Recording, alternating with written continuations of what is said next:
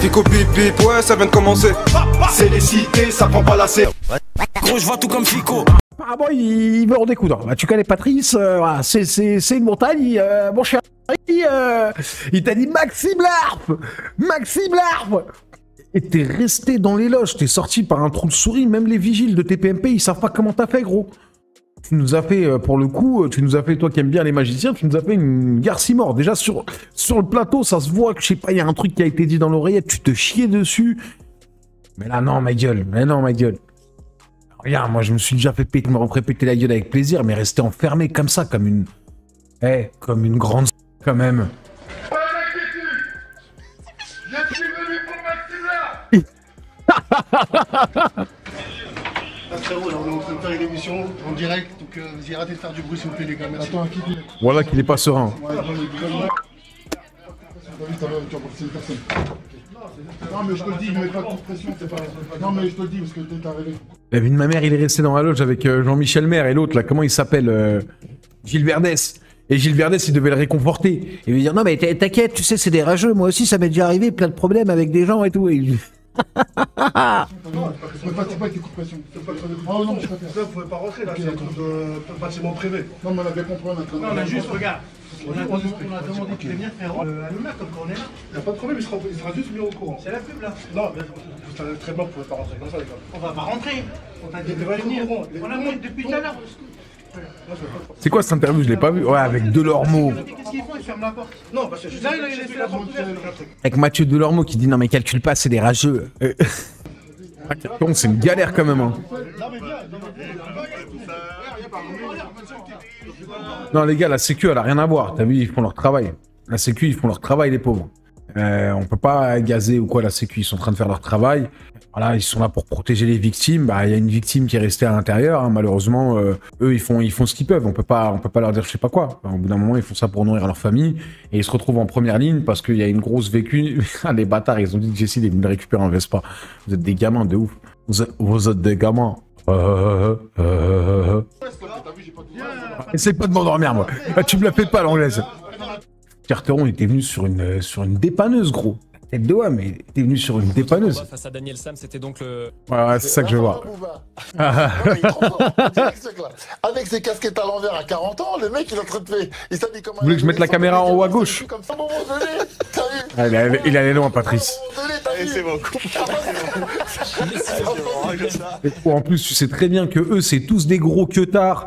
C'est-à-dire, ouais, Starco et tout, mais c'est que de la blague de beauf, ça baise à toute berzingue. Ça se vide les couilles toutes les 90 minutes de fin de match. Les fous sportifs de haut niveau, ça s'éclate. Ils savent très bien, ils savent en reconnaître. Ils savent les reconnaître, les brebis. Je sais même plus c'était parti de quoi avec Carteron. Il a dû encore lui casser les... L'ancien, mais obligé. Si elle est encore sur Internet, elle est excellente. C'est ça qui est bien avec Internet, c'est que ça... Ah oui. Et ces jeunes-là, après, il y a des cellules. Joe Dalton, pour ceux qui ne savent pas, c'est un ancien de ouf. Joe Dalton, les Black Dragons, c'est eux qui chassaient les skins de Châtelet dans les années 80-90 avec Feu Yves Levent. Très gros reportage sur les Black Dragons, très intéressant. Hein. Et Joe Dalton, donc il a été en incarcération au même moment que Booba et il avait vu sa maman à ce moment-là. Donc encore une fois, on a du contexte, en veux-tu, en voilà. Pour les plus jeunes, hein, on fait votre éducation ce soir pour vous montrer pourquoi nous on rigole de tout ça, comme vous voyez. Et j'ai connu la mère à Booba, avec des fourrures, tout ça, qui se pointaient. Dans ces trucs-là, c'est du... Et fou, wallah, tu dis ça de ma daronne, je te nique, Joe. Je te nique, ancien ou pas ancien, c'est un truc de ouf de dire ça. Il racontait, ouais, mon fils, il est au Niouf. Je sais pas pourquoi il est en prison. Je lui ai dit, si tu veux, tu sors. Il a dit, non, je vais pas être crédible vis-à-vis de mes copains. Et par rapport à mon truc, mon rap. Et alors, le gars, il fait la prison. Il sort et ça y est, c'est fini. Ah, Booba, la légende. On voit que lui. Et quand la rue te rattrape, des fois je les vois les Booba, j'ai dit putain, si on met un cellule avec lui, édition perpète et qu'il lui il est de passage, un jour il va s'appeler Isabelle, le lendemain c'est Joséphine. C'est fou, c'est une dinguerie de dire ça. Hein, tu vois, moi je suis petit là. Je vais se regarder dans les yeux, je lui dis vas-y, aujourd'hui t'es Isabelle, mets-toi en position. Je regarde mon canal plus. Mais je viens de faire un TP2 là, je l'envoie quand même. Je dis allez, aujourd'hui c'est Isabelle. Et tu me fais tous les cris d'Isabelle. Et la vie de ma mère, il va le faire.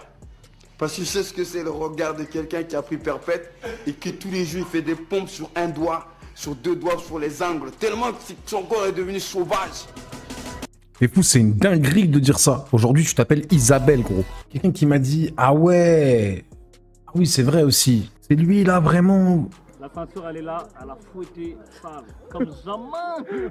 Fouetté comme jamais. Par qui? Ah ouais, il a fouetté Ça se voit, ça se voit, la tête d'homme, je sais reconnaître. Ça se voit dans les yeux. Il est même pas méchant, Dame 16. Pas dans le sens, il est pas dangereux ou quoi, hein. Mais ça se voit que pour que ce soit quelqu'un qui lui ait fait ça, il a dû faire quelque chose de mauvais, notre ami Eli. Regardez, ça se voit dans ses yeux, il est gêné, mesquin. Il est pas en train de kiffer, tu vois. C'est pas un hagar, ça se voit. Lui, il est content, lui. Lui, c'est un petit athlète du quartier. Lui, il attendait ça. Lui, il est heureux de cette situation. Mais regardez, Dame 16, ça se voit. Regardez, petit regard fuyant, tout ça. J'y étais obligé, ça se voit.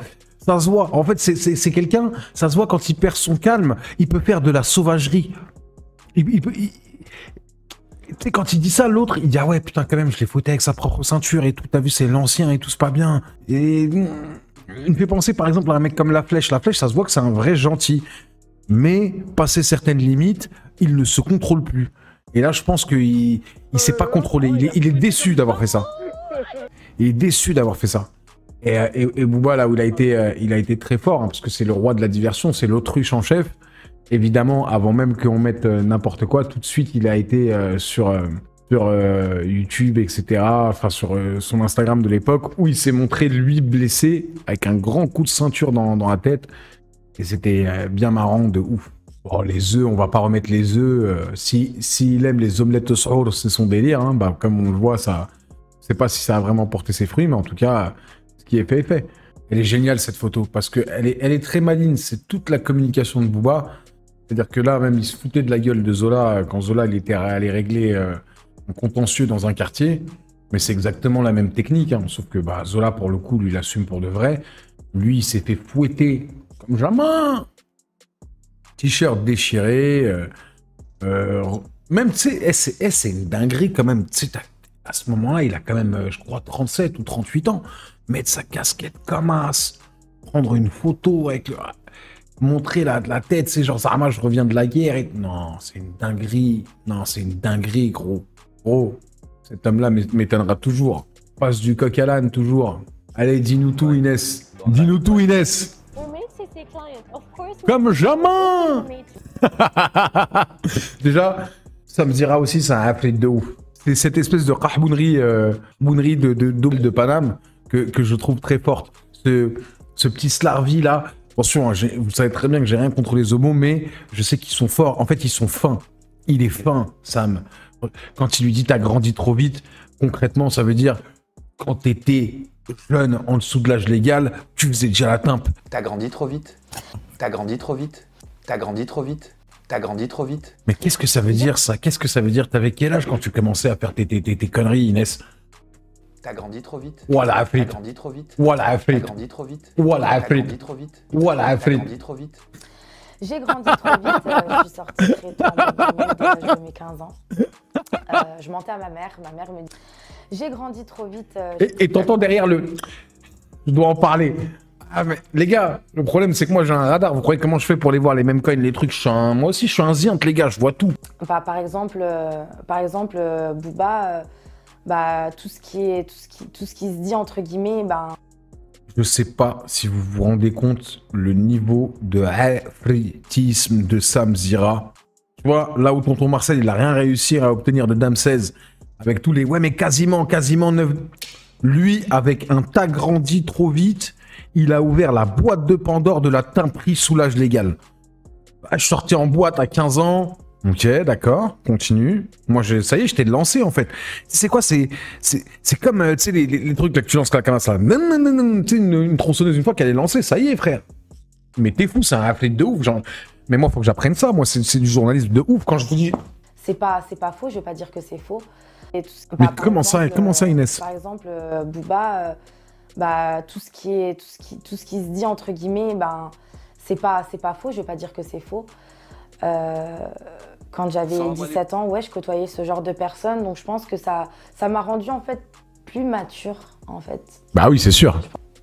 Booba, c'était en 2015. Alors, Booba, c'était en 2015, ouais. T'avais 17 ans, c'est ça? J'avais 17 ans. Et il y a une photo qui a tourné sur les réseaux sociaux que tu avais postée apparemment à l'époque, celle-ci. Oui, c'est bien ça. Où tu mets ce soir avec B2O, devine où je suis, devine qui se doute.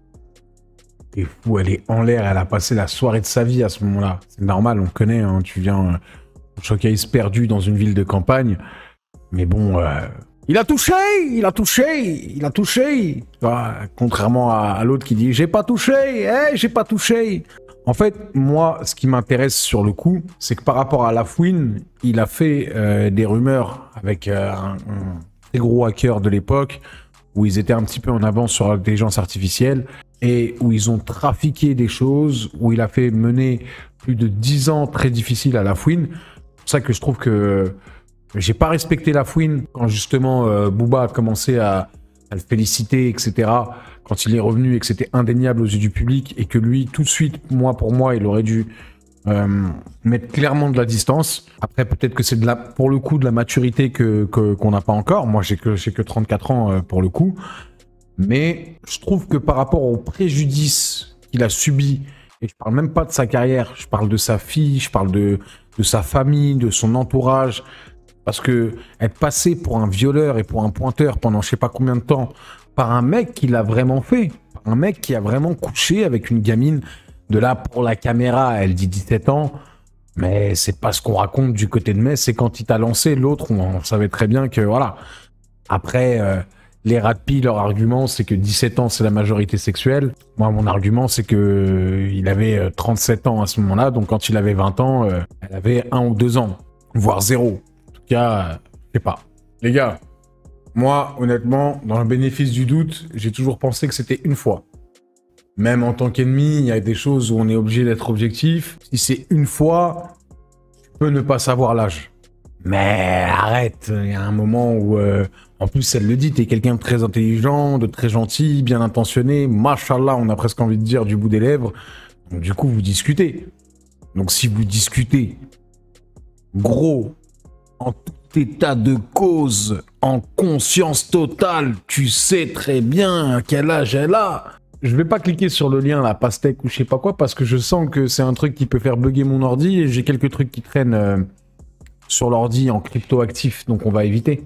Je sais pas si vous vous rendez compte, hein. Là, on n'a pas encore parlé de Anne Cibron. On vient de retrouver la vidéo de Damsez où il parle vraiment du clash.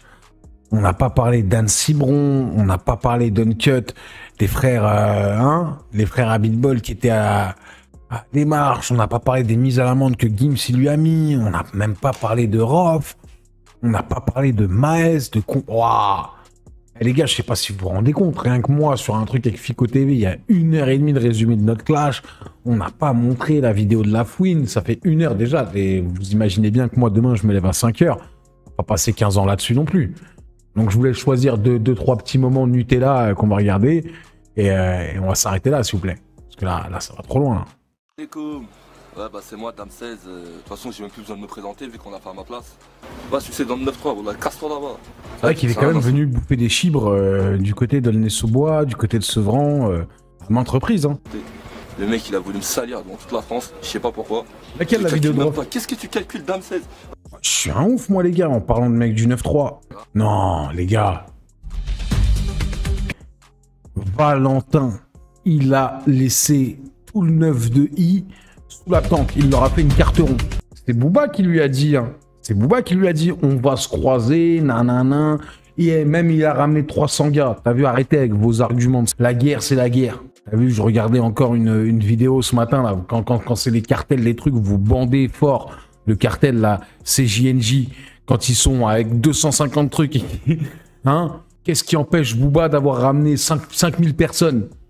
Vous croyez on est dans Spartiate? Vous croyez on est dans 300? Vous avez pété les plombs, quoi. C'est Valentin Ledu. Démonstration de force. Et en plus, la réalité, il veut vous pisser dans le cerveau en vous disant, ouais, il a ramené, nanana, il a payé. Wallah qu'il n'a pas payé. C'est très simple. Valentin Ledu, son ami, parce que c'est pas qu'une sécu, c'est Bardis. Et Bardis, il n'a pas accepté ça. Et Bardis, il a des copains. Et des copains qui bougent. Encore une fois, un truc de ouais, mentir sur ses ventes d'albums, toujours des trucs de jalouse, c'est incroyable. Vous savez très bien que c'est pas l'amour fou entre Nino et moi, et ça le sera plus jamais, mais la même chose, il est pas content quand Nino il vend plus, il est pas content quand Niska il fait pas allégeance.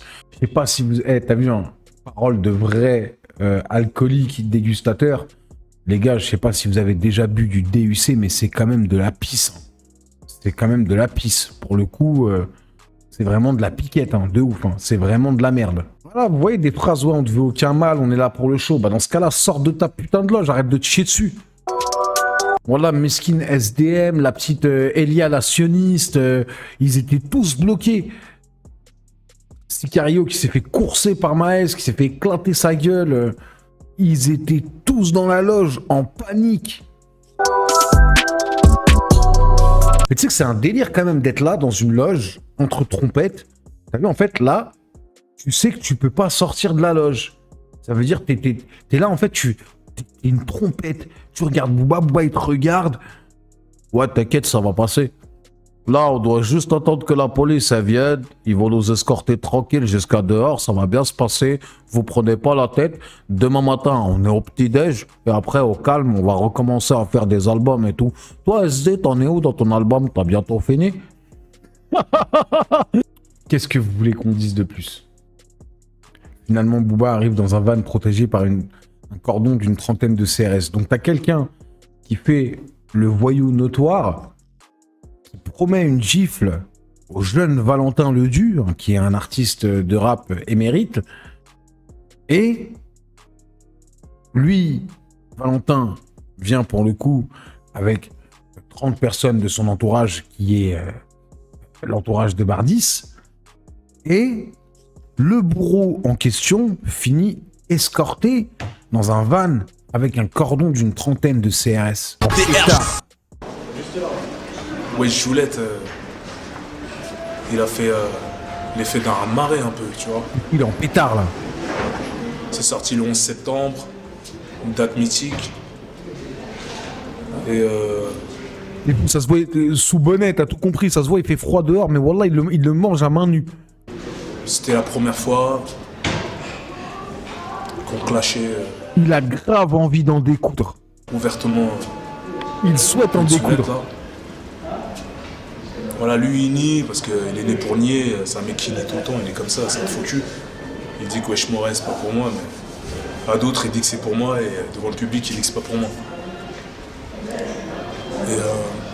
Et voilà, partout où il va, tout le monde crie Wesh Joulette. Même quand il dépasse les frontières, même en Thaïlande, même en Belgique, même en Suisse, à Lausanne récemment. Tout vient. En fait, c'est ça votre problème aussi. Tu vois, c'est que lui, il aime bien de ouf le harcèlement. Il y a un moment où t'as vu, il faut lui retourner son truc. Normalement, il n'a pas le droit de poster sans que tout le temps, ah, pointeur, pointeur, quand il est en concert, ah, pointeur. Il doit pas s'en tirer comme ça. Quitte à ce que Jessie soit pas content, il doit pas s'en tirer comme ça. Normalement, partout où il va, ah, pointeur, ah, il dit le pointeur. C'est pas grave, vous allez vous faire niquer par sa sécu. Tu portes plainte, t'arraches des indemnités. Et voilà, tu te régales. Normalement, c'est comme ça. Putain, je serais un petit fan Kamas en public, c'est sûr, je le rends dingue. Pointeur, ah, entre deux chansons. Ah, gros, en plus, il va faire des showcases. À 50 piges, il va faire des showcases, gros. Vous avez des occasions. Normalement, dès qu'il y a un gros pointeur, comme j'avais vu le showcase de Werenoi, là, où ça lui dit « Ah, Jérémy !» Ils sont verts. Ils entendent tout. Ils entendent tout, ils savent. T'as vu, dans leur ego de menteur, ça les touche. Là, vous allez le voir, un gros pointeur, gros... Ouais, Inès, pointeur. Mais t'es fou. Mais oula, mais... Au pire, tu vas te manger une bonne petite raclée, t'arraches des indemnités. T'es fou, tu vas au commissariat en croix comme ça, tu dis ouais, j'ai pas compris, et il a déversé sa haine sur moi. T'es fou, il y a un billet à gratter. Viens à mes oreilles. Partout où il va, on dit ouais, Joulette. Le public, il lui crie ouais, Joulette. Tu peux pas faire mieux. Moi, partout où je vais, j'entends rien. Je vois pas son public, et quand je vois son public, bah souvent ils retournent leur veste. Bien sûr, qui va dire quoi aussi. Donc en fait, c'était pas vraiment utile de faire une réponse.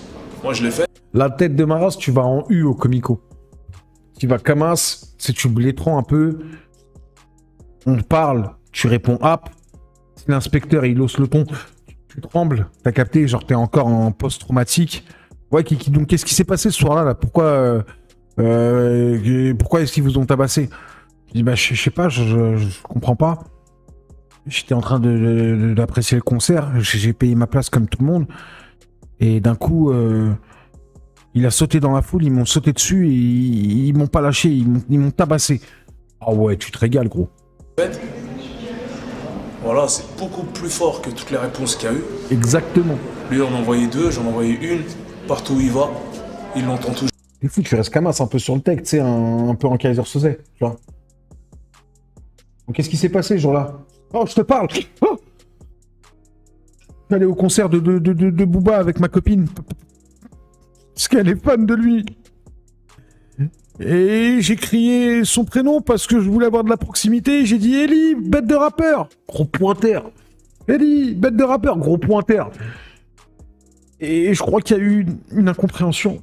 Du coup, ils m'ont sauté dessus, ils m'ont tabassé. Regardez, c'est pas la première fois qu'il le fait. Regardez cette vidéo où il tabasse un fan sur Chiquita de Joule, ou quand il a défoncé l'influenceur Jolv avec son ami Biscuit, Gâteau d'Adonuts, Gâteau le magicien. Et je montre que, t'as vu, il n'y a pas que la caméra dans la vie, il n'y a pas qu'Internet, pas que les... Voilà comment il a pas envie de le croiser, comment... T'as vu, il sait, hein. Il sait,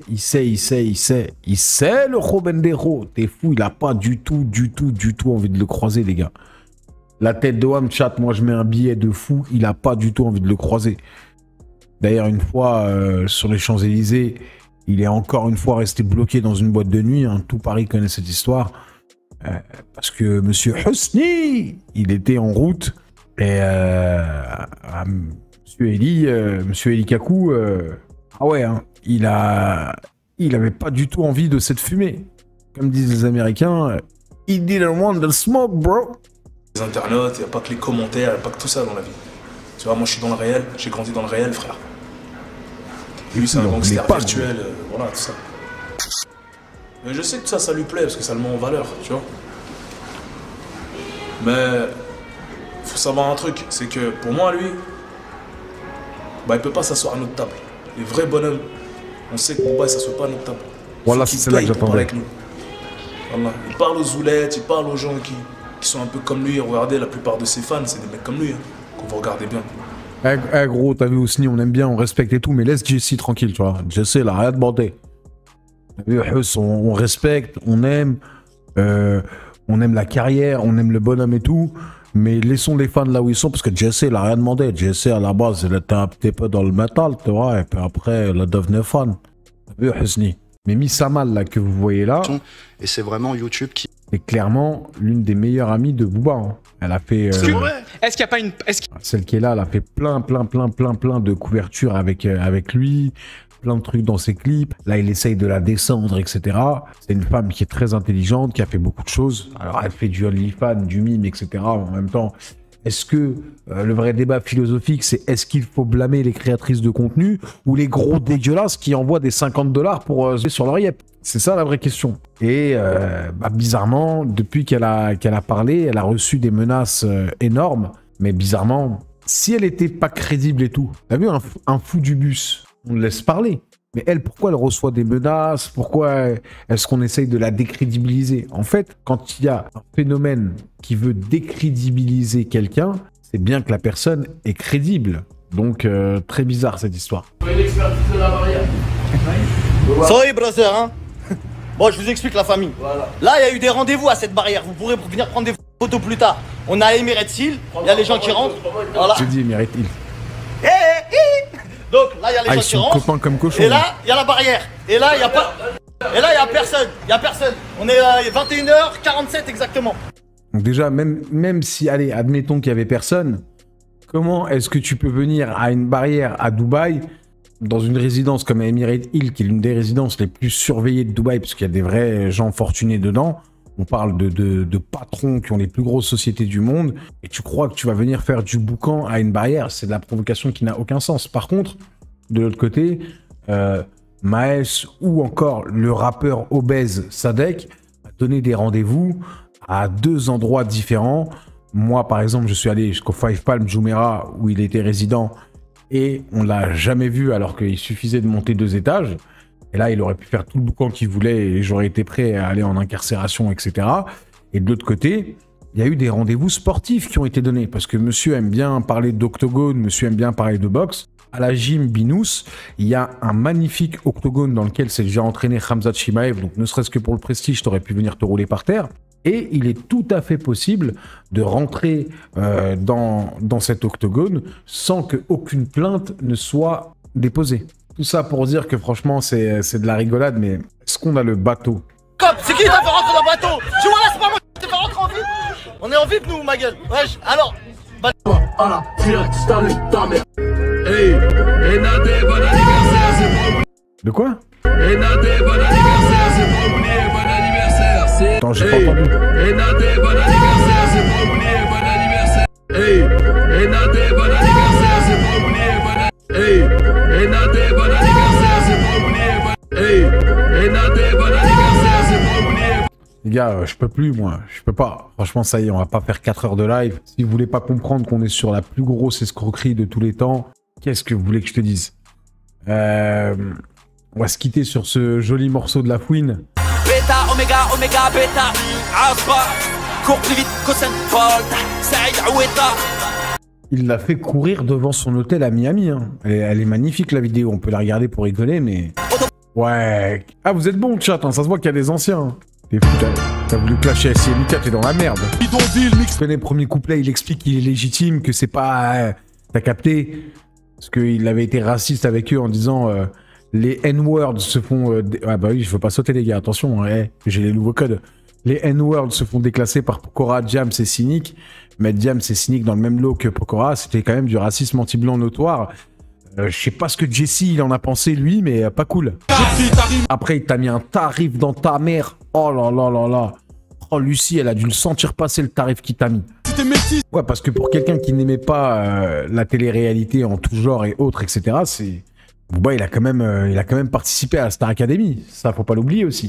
Ouah, j'avais oublié ça. Il y a quand même eu une maman kidnappée. Hein, là c'est plus très drôle, là. Enfin bref. Moi, ce qui me régale surtout, c'est que il dit beaucoup l'union fait la force, demande aux victimes, etc. Mais il n'hésite pas à aller chercher des unions de cons un peu partout. Même, je comprends pas pourquoi il s'en est pris à Karim Benzema. Ils formaient quand même un beau duo. 2 jeunes de... Oh, j'allais dire des jeunes de cité, je suis un ouf. Mais un jeune de cité et un jeune des beaux quartiers comme ça qui arrive à s'en sortir. Et... je sais pas. C'est malheureux tout ça. Ah là là là. Et encore, on n'a pas parlé des blasphèmes, de trucs, etc. Bon, pendant ce chat, déjà, on a vu que c'était un pointeur avéré, un peureux, quelqu'un qui a toujours fui les clashs, quelqu'un qui s'est fait détruire en clash musicalement, quelqu'un qui a trahi ses amis, quelqu'un qui a eu une enfance dorée, qui est un usurpateur, qui n'est pas ce qu'il prétend être. Je veux dire, on a bien rigolé pendant plus d'1h40. Et vous savez ce qui est génial, c'est que ça ne va absolument rien changer. Et c'est ça que je veux mettre en valeur pendant ce truc. C'est pour ça qu'on va gentiment arrêter de lui répondre. Parce que, en vrai, je pense que, quoi qu'il arrive, le travail mental qui est exercé sur les gens qui le suivent est trop fort pour qu'on continue en fait à se prendre la tête sur ça. Et en vrai, je pense qu'il y a 2 choses qu'il ne faut pas faire dans la vie. Essayer de convaincre des convaincus, ça ne sert absolument à rien. Parce que comme tout est dit dans les 2 mots, vous prenez le mot convaincu et vous le séparez en 2. Et vous allez voir qu'en fait, convaincre des convaincus, c'est d'essayer de vaincre des cons. Ce sont des cons déjà vaincus. Ils sont foutus. Qu'est-ce que tu veux que je te dise? On va pas se prendre la tête 400 ans sur eux. Être un rat de pige, j'espère que ça leur apporte énormément de bonheur aujourd'hui. Et moi, j'attends avec impatience l'épisode SDM parce que je sais qu'il ne pourra pas s'empêcher de clasher SDM qui a été totalement irréprochable. Et malgré ça, les gens ne vont pas... ça va pas être un problème. En fait, tout le monde attend le downfall ou quoi. Mais c'est quelqu'un qui est en train de se bouffer... de l'intérieur, comme moi, vouloir encore revenir sur les trucs de ouais, t'es un obèse, t'es un drogué ou quoi. Vous avez été pendant plus de 1h50 avec moi. Je pense que vous voyez bien que la drogue n'est absolument pas mon problème, la lucidité non plus, l'obésité, les gars, ça y est, on y est passé. Et donc, je n'ai plus le temps de me consacrer sur ces mauvaises énergies, bien au contraire. Aujourd'hui, je pratique le sport mental le plus dur au monde, qui est le trading, et je dois avoir l'esprit très clair. Et d'ailleurs, il est 1h53 ici, et vous le savez bien, dans moins de 2h et 3 minutes, et 13 minutes, et 7 minutes, pardon, la session asiatique va réouvrir. Et donc, il va me falloir un petit peu d'énergie pour pouvoir aller voir le bas du range et m'intéresser à tout ça. Encore une fois, vraiment, je vous le dis, on perd du temps. Et je pense que la vraie chose à faire en 2024, c'est de se consacrer à soi-même, d'essayer de s'améliorer et de ne pas passer son temps justement sur ça. Donc là, on a passé 2 heures sur ça. Je pense que ceux qui étaient déjà justement bien conscients de l'énergumène qu'on a en face, ça fait un petit rappel quand même avec tout ce qu'on a vu. Et franchement, on ne peut pas inventer de nouvelles choses ou quoi. Vous allez voir qu'il va y avoir de nouvelles choses qui vont sortir dans le futur. Hein. Vous savez que l'affaire que j'ai balancée sur Twitter de SMS Ghost est une affaire totalement véridique. Pour le coup, posez-vous les bonnes questions. Pourquoi est-ce que sa compagne, Patricia, sans insulter ou quoi, je suis pas pour insulter les femmes, peu importe leur truc, mais pourquoi est-ce que Patricia se détache de lui et lui met une misère? Vous connaissez hein, les femmes, quand elles décident de le cocufier en public comme ça, c'est clairement qu'il y a quelque chose.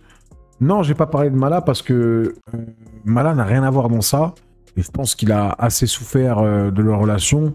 Bram, si à un moment aussi je laisse reposer les morts et qu'il faut pas non plus heurter sa famille, je veux dire, les premiers à blâmer dans ça sont son entourage. Si eux refusent d'en parler ou qu'ils ont été payés ou autre, ça les regarde.